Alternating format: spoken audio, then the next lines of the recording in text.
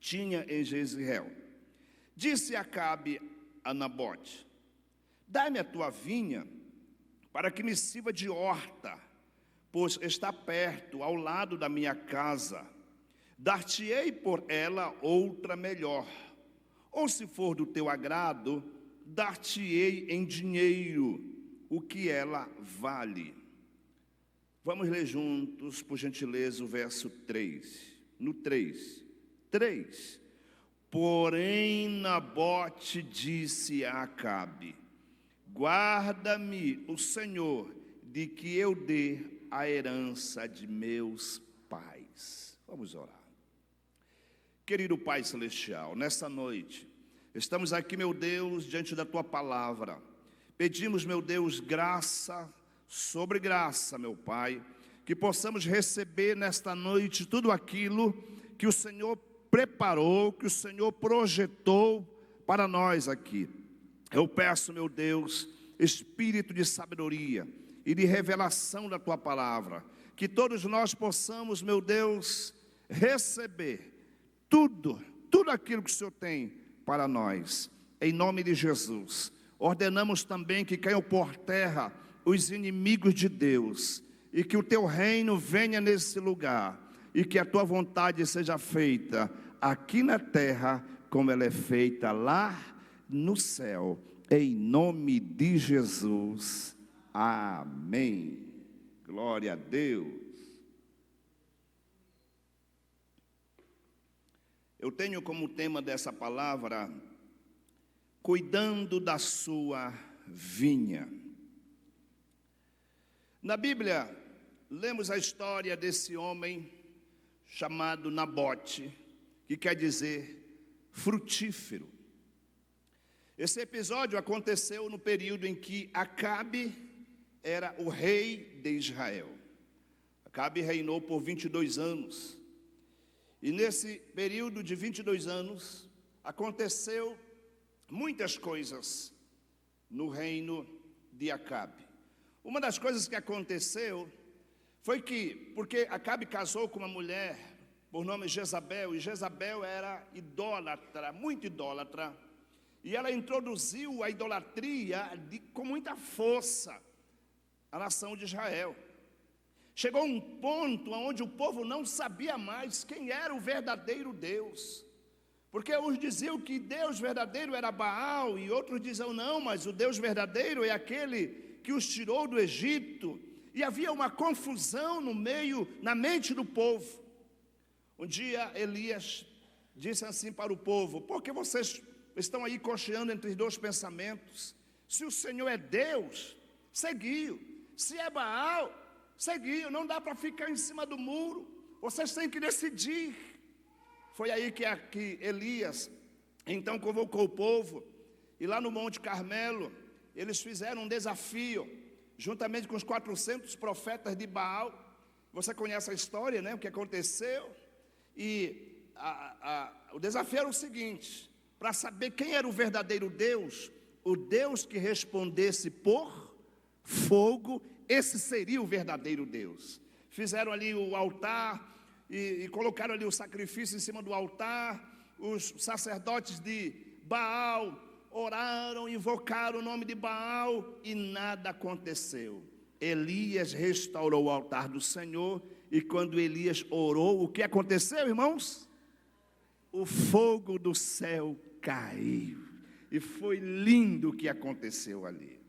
No reino de Acabe aconteceu um período de sequidão, 3 anos e 6 meses que não choveu, segundo a palavra de Elias. E Elias orou de novo e caiu chuva. No reino de Acabe também aconteceu uma guerra. O exército do país da Síria, eles vieram para destruir o reino de Israel, o reino de Acabe. E eles vieram com uma multidão, muitas pessoas, muitos soldados e carros. E a Bíblia vai dizer que o exército de Israel era tão pequeno, parecia diante deles como 2 pequenos rebanhos de ovelhas. Só que Deus estava com o seu povo. E a Bíblia diz que o exército da Síria apesar de ser tão grande, eles foram derrotados. Um ano depois, eles se refizeram e vieram outra vez, agora com mais força, com mais gente. E eles disseram assim: olha, o Deus de Israel é um Deus dos montes. Eles venceram porque a guerra foi nos montes, mas se a gente lutar com eles no vale, nós vamos prevalecer. Foram travar a guerra lá no vale, lá na planície, e mais uma vez eles perderam. E aí o rei da Assíria saiu se escondendo a Bíblia vai dizer, de lugar em lugar, tentando escapar. E até que um dos seus servos falou assim: olha, rei da Síria, o rei de Israel são pessoas assim, bondosas, são pessoas clementes. Vai lá, pede perdão, se humilha, pode ser que eles deixam você viver. E eles fizeram isso. Quando eles fizeram isso, o rei de Israel disse assim: ok, tudo bem, o rei da Síria não morrerá. E ele até chamou de irmão e também fez aliança com ele. Só que por causa disso, isso não pegou bem. Deus não gostou dessa atitude do rei Acabe. E 1 Reis 20, 42 diz assim: e disse-lhe: assim diz o Senhor, porquanto soltaste da mão o homem que eu havia condenado, a tua vida será em lugar da sua vida, e o teu povo em lugar do seu povo. Foi-se o rei de Israel para a sua casa, desgostoso e indignado, e chegou a Samaria. E depois desse episódio, depois disso ter acontecido, ele vai para o seu palácio, e a Bíblia vai dizer que foi nesse momento que ele chega lá no palácio de verão, que ele tinha na cidade de Jezreel, e foi ali que ele viu a vinha do Nabote. Ele viu a vinha de Nabote e ele vem para negociar aquela vinha. E ele vem para comprar aquela vinha. Ele chega e diz assim: Nabote, é o seguinte, eu quero fazer um negócio com você. Eu estou vendo que a sua vinha fica bem próximo aqui do meu palácio, da minha propriedade. Eu quero adquirir. Olha, Nabote, se você quiser trocar comigo, eu posso dar para você uma até melhor do que a sua. Ou então é só você me dizer o preço que eu vou pagar o preço devido. Irmãos, perceba que não é um trote, perceba que não é uma pegadinha, perceba também que não é qualquer pessoa, é o rei de Israel, um homem próspero, um homem rico, que tinha muitas condições. E aí com Nabote nós vamos aprender muitas coisas aqui. Eu notei pelo menos 4 verdades que eu aprendo aqui com o posicionamento de Nabote.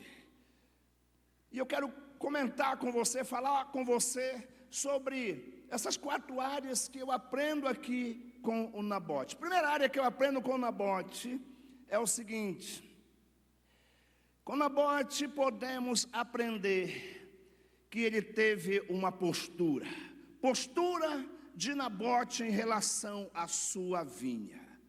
Olha só, Acabe vem e diz assim: eu quero comprar, eu quero trocar, eu quero. Está próximo à minha propriedade, então eu quero.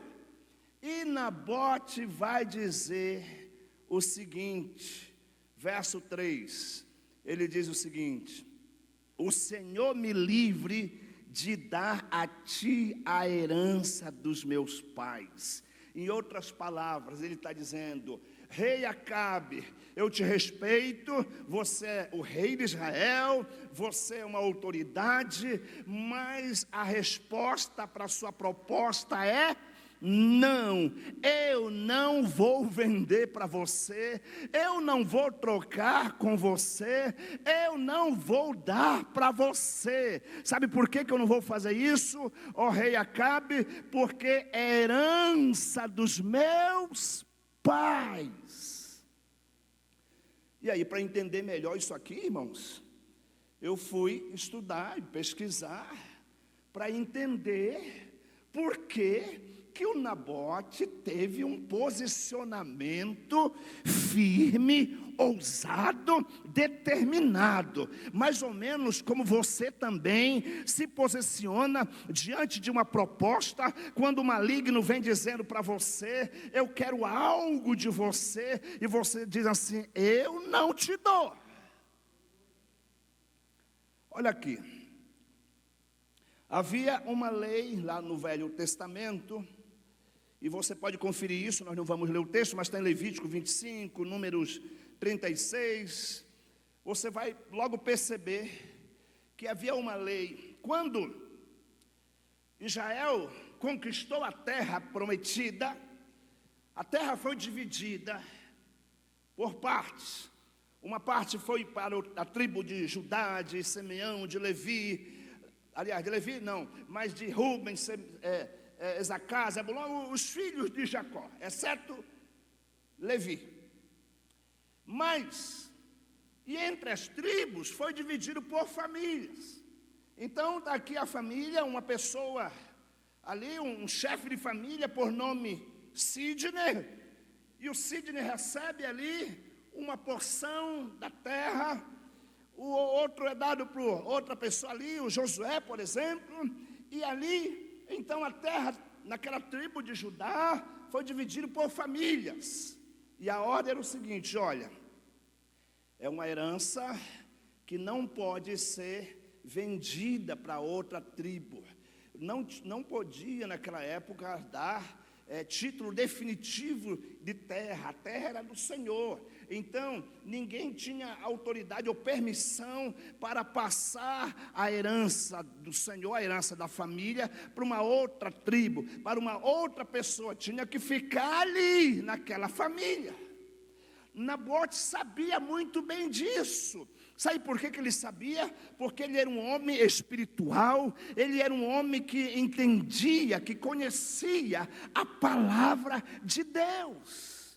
E foi com base na palavra de Deus que ele tomou essa postura. Se ele tivesse feito diferente, sabe o que ia acontecer? Se ele tivesse feito diferente, se ele tivesse vendido, isso não pegaria bem. Isso seria um descumprimento da lei e seria algo desagradável aos olhos do Senhor. Mas por lealdade a Deus, Nabote prontamente recusou a oferta de Acabe por sua vinha, ainda que fosse uma proposta muito vantajosa.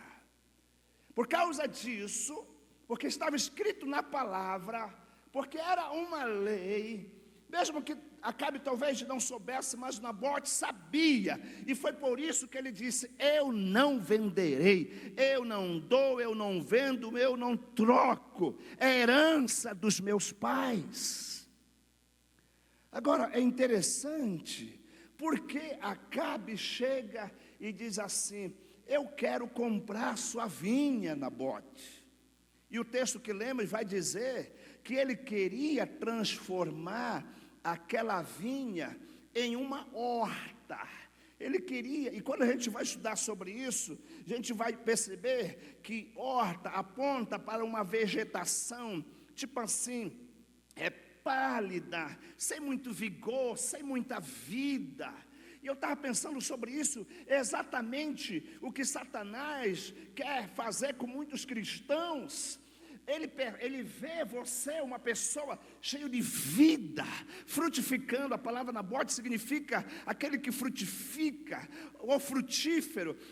O maligno vê você frutificando, crescendo profissionalmente, crescendo intelectualmente, crescendo espiritualmente, crescendo emocionalmente, crescendo financeiramente. Você é uma pessoa saudável, alegre, feliz, cheio de ânimo, cheio de vigor, vigor, e o maligno vem querendo trocar, roubar, fazendo propostas para tirar você da mais perfeita vontade de Deus. A Bíblia diz que a vontade de Deus, ela é boa, ela é agradável e ela é perfeita. E o maligno sabe disso, vai querer negociar com você. Mas quando ele vier negociar com você, qual deve ser o seu posicionamento? Olha o dedinho, ó. Não venderei, não negociarei. Você se posiciona, você estufa o peito e diz assim: ó rei, eu te respeito, mas eu não posso fazer isso. Se for Satanás, você pede gancho, sai daqui, você não vai tocar no que Deus me deu. Amém? Quem está me entendendo aqui? Quem começou a entender aqui? Agora, perceba o seguinte,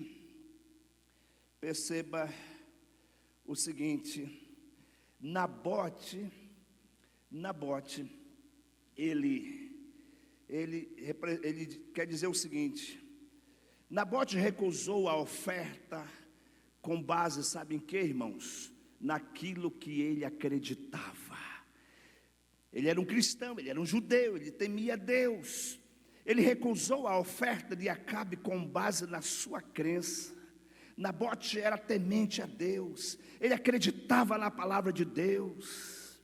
E veja bem essa frase, olha aí: o que acreditamos é aquilo que nos move. Olhe para a pessoa que está ao seu lado e diga: o que acreditamos é aquilo que nos move.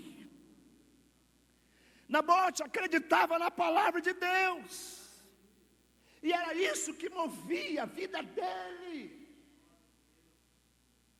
O que é que move você? Você acredita na palavra? Quem acredita na palavra aqui? Aleluia, deixa eu ver. Você crê? Levante sua mão. Você crê na palavra? É isso que move você. O que move você? Sua paixão por Jesus, vai dando glória a isso é verdade. É a sua paixão por Jesus, é a obediência à palavra de Deus, é a sua fé nas promessas de Deus para a sua vida, através de Cristo Jesus, é a alegria em estar na casa de Deus, louvando, dançando, celebrando ao Senhor. Isso move você. É a sua gratidão por tudo aquilo que Jesus já tem feito na sua vida e vai fazer ainda mais. Você acredita nisso? É isso que move você, meu irmão. Então não troque, não venda, não dê para ninguém. Aquilo que é seu, é seu.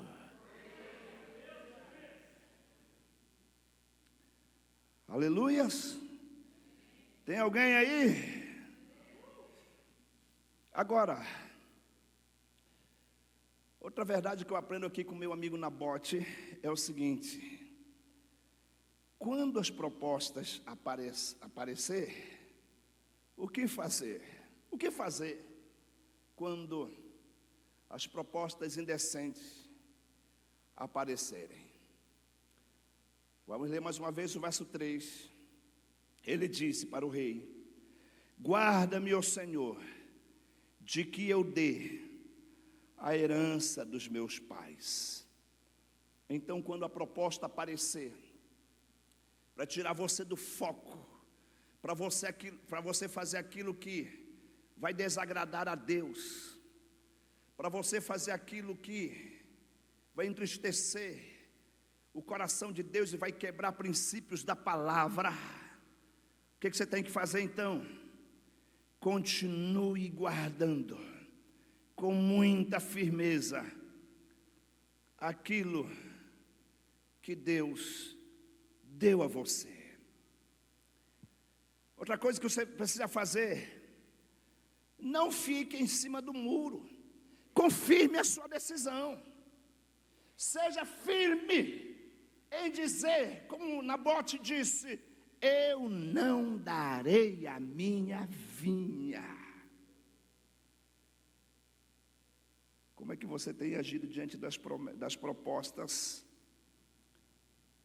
Como é que você tem se comportado diante das propostas? Não fique em cima do muro. Tenha fé. É interessante, irmãos, que um dos acontecimentos que aconteceu no reino de Acabe foi aquele período de 3 anos e 6 meses de muita sequidão. Eu imagino que toda a vegetação, todas as plantações sofreram e sofreram muito. Mas a vinha de Nabote ficou de pé, ficou produzindo frutos. Sabe por quê? Porque eu imagino o seu Nabote, todos os dias, ele ia ali regar, e limpar, e cuidar. E todo mundo estava passando por tantas provações, ele também, havia muito calor, havia muita sequidão, não chovia, mas Nabote não desistiu, Nabote acreditou, Nabote perseverou, Nabote não desanimou, ele insistiu em manter aquela vinha. Talvez alguém chegou com ele e disse assim: ô Nabote, não vai dar certo, é melhor você destruir tudo, e depois quando chover você construir outra vez, você plantar de novo. Eu imagino que ele ficou perseverando. Vai dar certo, porque vai chover, é herança. Se é herança, tem promessa, e se tem promessa, Deus cuida, e se Deus cuida, vai acontecer o milagre aqui.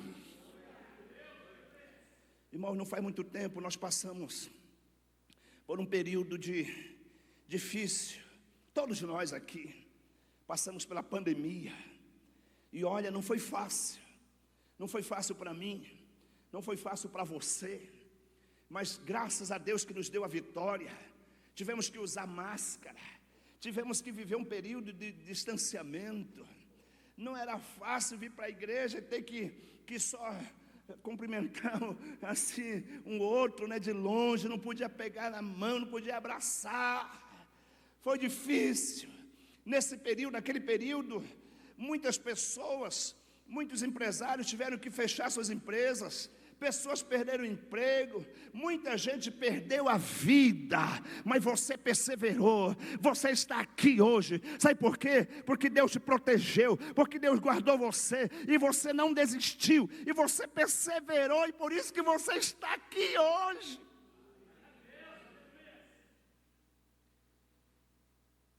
E por causa disso, você passou por esse tempo de provação, e você desenvolveu algumas coisas assim, fenomenais.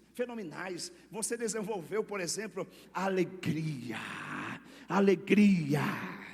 sorriso, felicidade. Irmãos, é interessante que o Acabe chega e diz assim: olha, essa vinha está perto de mim aqui.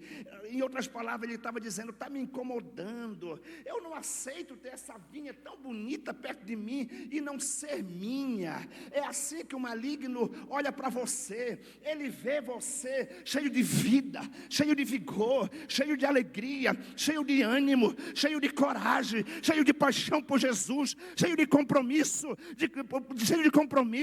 compromisso para congregar, compromisso para ler a Bíblia, compromisso para adorar ao Senhor. E ele olha para você e diz assim: o que está acontecendo com esse homem? O que está acontecendo? Eu tenho que impedir, eu não suporto isso que ele tem. E às vezes ele vem com você e diz assim: olha, vamos negociar, vamos trocar, eu quero trocar contigo. Eu não suporto essa alegria estampada no seu rosto. Irmãos, olhe para cá. Segunda-feira, eu, minha esposa e nossa filha saímos para nossa conferência lá em São Paulo. E geralmente o RG nosso bem guardadinho, da Rebeca também, geralmente fica na carteira da Eliane. E na hora de sair, o Uber já estava lá embaixo, esperando a gente. E aí a Eliane disse assim: amor, deixa eu dar uma olhada aqui no documento, está tudo certinho. Eu olhei, o meu está ok, o dela ok, e o da Rebeca.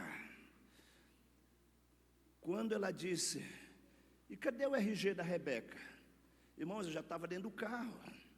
Aí eu disse assim: Vamos procurar, não está na minha carteira, não está na sua carteira, onde é que está o RG da Rebeca? Sem o RG a Rebeca não vai entrar, e agora como vai ser? Nós saímos do Uber, fomos lá para casa, e irmãos, o apartamento geralmente a gente deixa tudo organizadinho, nosso quarto tudo bonitinho, mas a questão de minuto virou uma bagunça, porque a gente começou a mexer, era no bolso da mulher, uma mochila, numa calça, procurando, e não encontramos.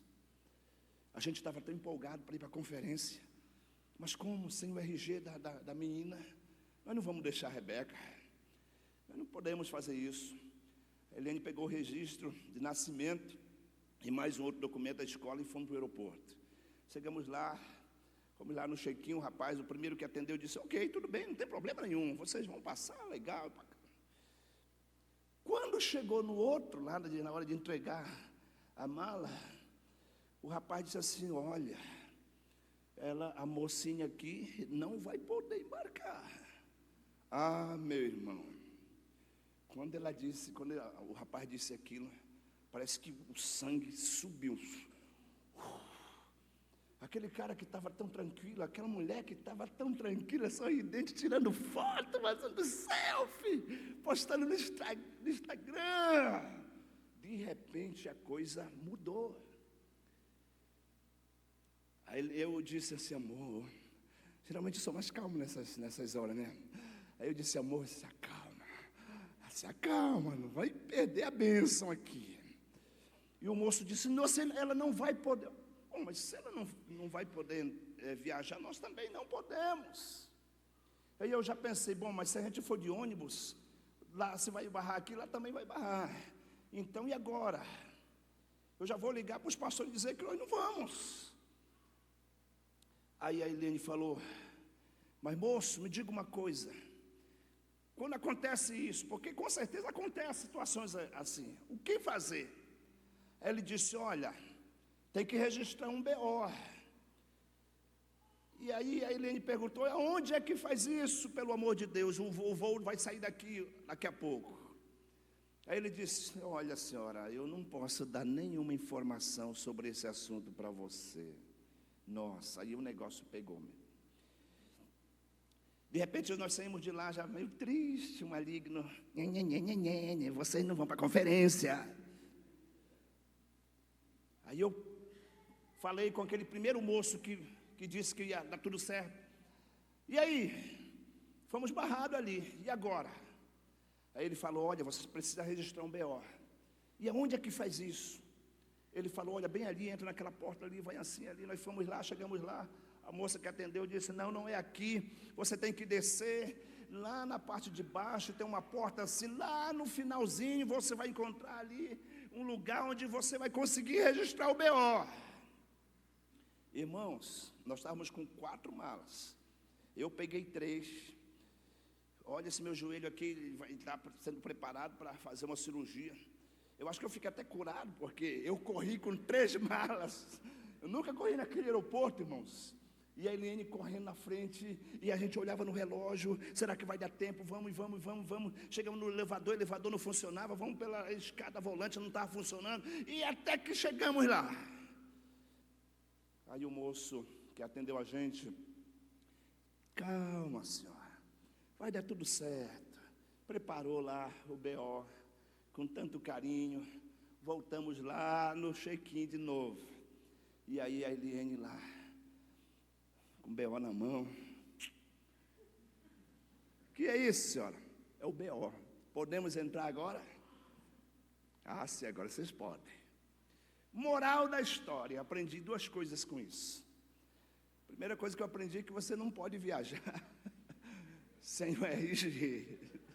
Tem que estar tudo legal.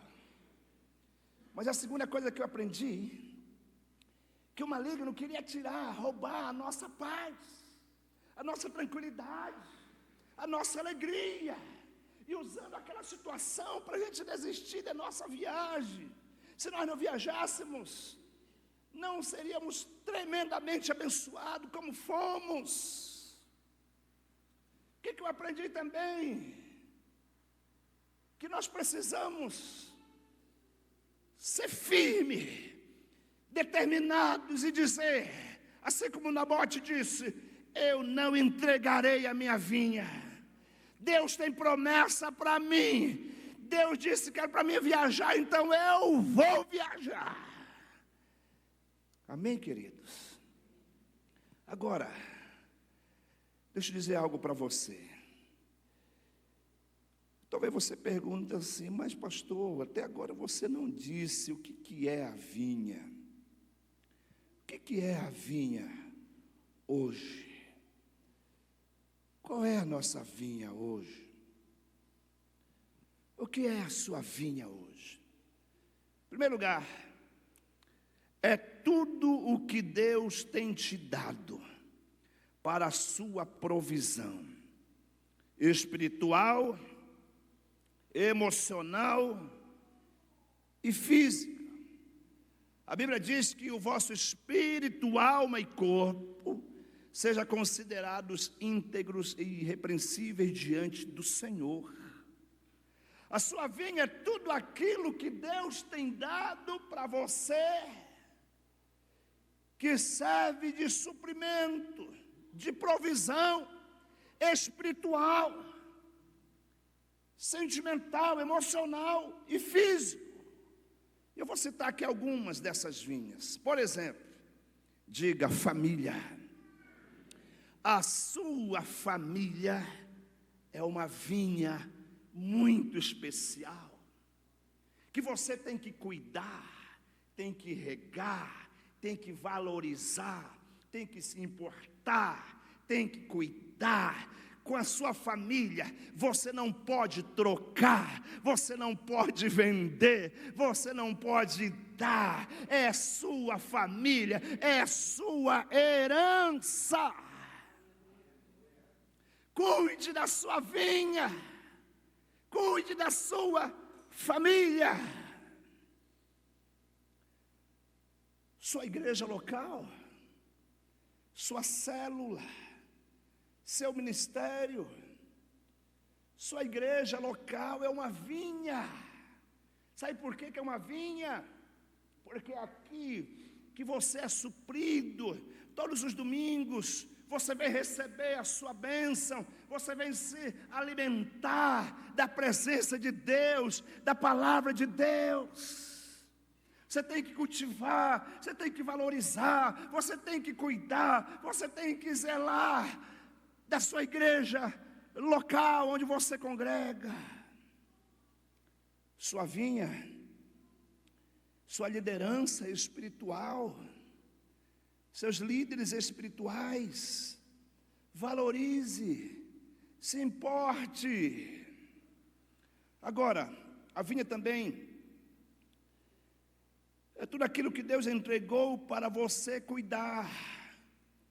Os talentos que Ele te deu. Tem pessoas aqui que têm talentos tão poderosos, maravilhosos, habilidades, recursos. Sua vinha, também sua herança espiritual, suas promessas. A Bíblia diz que nós somos herdeiros de Deus e co-herdeiros com Cristo. Tudo aquilo que Jesus conquistou na cruz é direito nosso, é nossa herança. Valorize as promessas da palavra de Deus na sua vida. Cultive isso. Diz no livro de Provérbios, capítulo 28, verso 19: o que lavra a sua terra virá a fartar-se de pão, mas o que segue a ociosos se fartará de pobreza. O certo é que Acabe vai querer a sua vinha. Não dê a sua vinha a ele. Amém? Agora,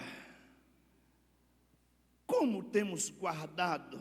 Como tenho guardado a minha vinha? Como você tem guardado a vinha que Deus te deu. Como tenho guardado aquilo que Deus me entregou? Você tem guardado com todo cuidado? Ou você tem agido de qualquer jeito? Com responsabilidade ou com descaso? Com firmeza na palavra, dependendo da proposta, podemos negociar. Ou você está firme na palavra de Deus?